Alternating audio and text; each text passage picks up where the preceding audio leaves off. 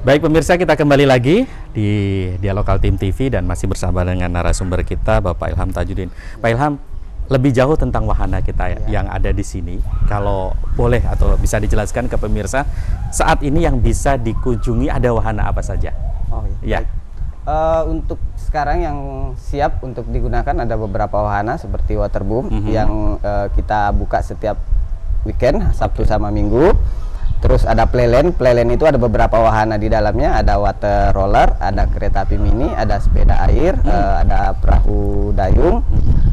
Itu kita buka tiap hari.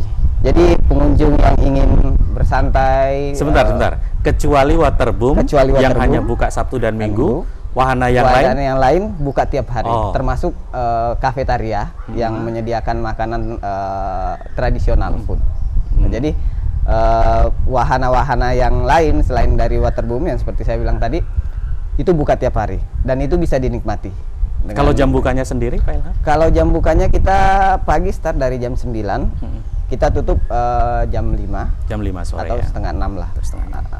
Menyesuaikan kondisi dan keinginan pengunjung. Setidaknya tidak buka sampai malam ya? Untuk malam kita belum sampai ke malam karena masih banyak ada beberapa faktor pertimbangan yang kita jaga. Jangan sampai menimbulkan nanti kesan-kesan yang kurang di masyarakat. Karena kita tua bisa aja nanti disalahgunakan untuk orang-orang yang tidak bertanggung jawab. Boleh tahu tiket masuknya di kisaran berapa? Kalau untuk waterboomnya itu 45.000. Kalau untuk cuma playlandnya cuma 10.000. Tapi kalau sudah beli tiket waterboom yang 45.000 itu kita sudah berikan tiket masuk ke playland sebesar 10.000. Jadi ada bonus yang tidak terhitung lah. Jadi kalau misalnya masuk ke waterboom 45.000 itu sudah bebas akses ke seluruh playlandnya nanti. Itu juga apakah termasuk bebas untuk menggunakan area bermain di playland atau bagaimana?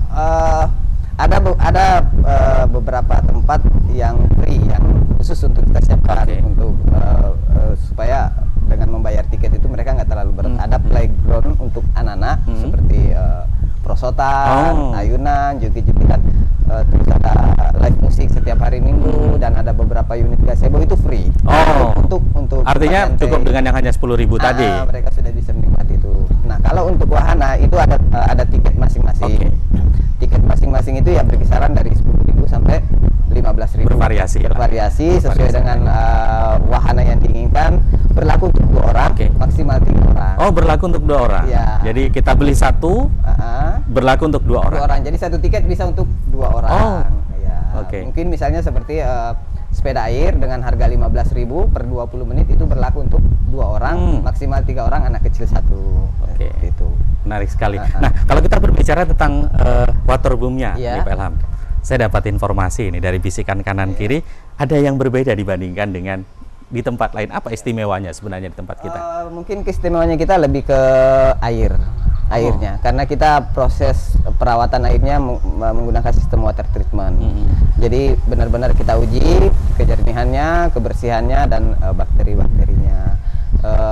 Sebelum kita gunakan memang kita ada uji laboratorium, walaupun kebetulan ada perusahaan rekanan yang punya pengelolaan water treatment. Sebelum kita uji dulu ini layak atau enggak, dan itu ya alhamdulillah kesan pengunjung sangat bagus lah. Mereka bilang enggak perih di mata, enggak bikin rambut kaku, enggak bersisik di kulit gitu ya. Makanya waterboom kita ini kita cuman bukanya Sabtu sama Minggu karena memang benar-benar kita butuh perawatan yang intensif lah untuk memastikan bagaimana kondisi air itu benar-benar bisa layak digunakan untuk mandi dan berenang. Sesuai dengan standar yang sudah ditetapkan oleh pengelola itu ya. Betul. Tapi kalau saya perhatikan sebenarnya di sekitar kita tidak banyak sumber air ya. Pak Ilham ya. Boleh tahu tidak? Mungkin ada di antara pemirsa juga yang ingin tahu mendapatkan air yang kan kebutuhannya cukup banyak ya. Betul. Itu ada sekitar berapa banyak kebutuhan airnya?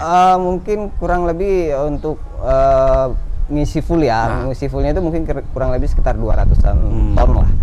Ton liter ya. Nah, terus sumbernya? Sumbernya kita ada dari PDAM sama dari water treatment itu sendiri. Proses dari air yang diolah, terus diproses dengan standar air minum.